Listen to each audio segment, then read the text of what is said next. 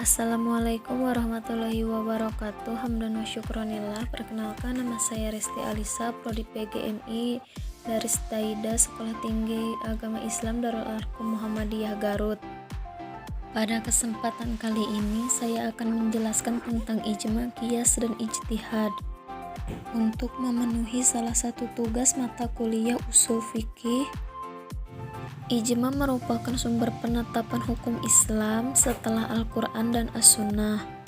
Ijma adalah kesepakatan para mujtahid dari umat Muhammad SAW setelah wafatnya beliau pada suatu masa mengenai hukum syar'i.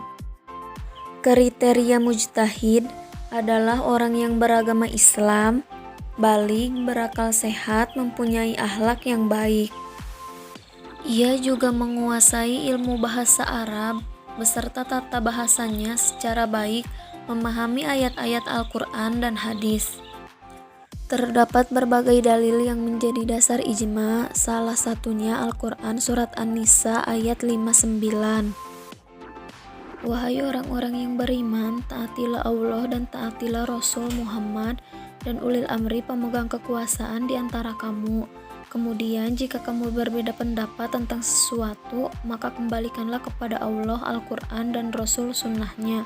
Jika kamu beriman kepada Allah dan hari kemudian, yang demikian itu lebih utama bagimu dan lebih baik akibatnya. Qiyas menurut arti bahasa ialah penyamaan, membandingkan atau pengukuran, menyamakan sesuatu dengan yang lain.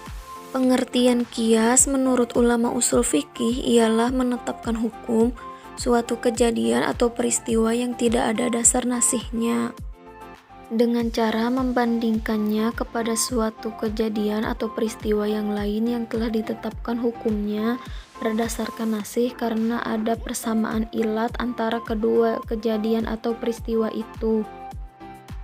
Rukun qiyas ada 4, yaitu al-aslu, al-far'u, al-hukum, dan al-ilat. 1. Al-aslu, pokok sumber hukum yang berupa nasih-nasih yang menjelaskan tentang hukum atau wilayah tempat sumber hukum, yaitu masalah yang menjadi ukuran atau tempat yang menyerupakan.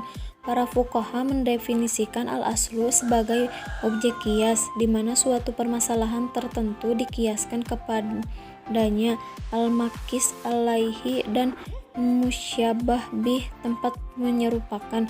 Jadi diartikan sebagai pokok, yaitu suatu peristiwa yang telah ditetapkan hukumnya berdasarkan nasih.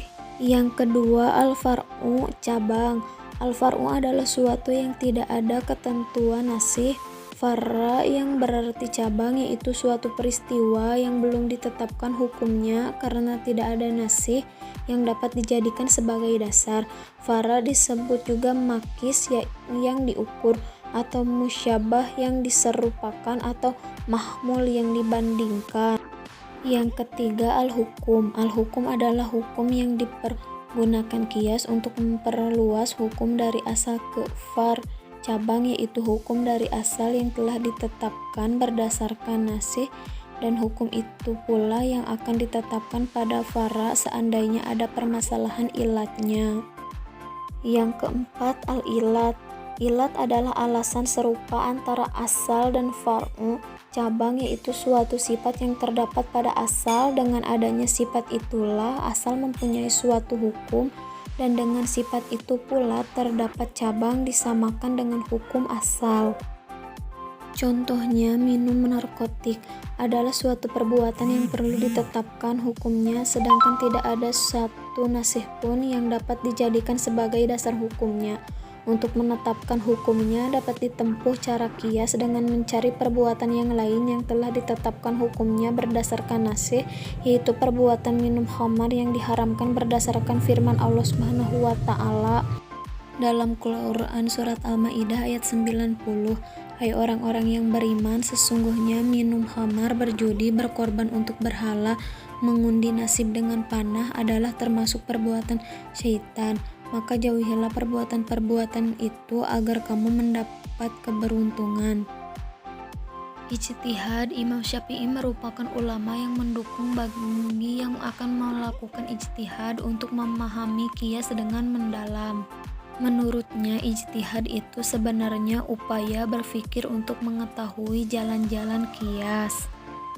Sekian presentasi yang dapat saya sampaikan. Wabillahi taufik walhidayah, waridho wa inayah. Wassalamualaikum warahmatullahi wabarakatuh.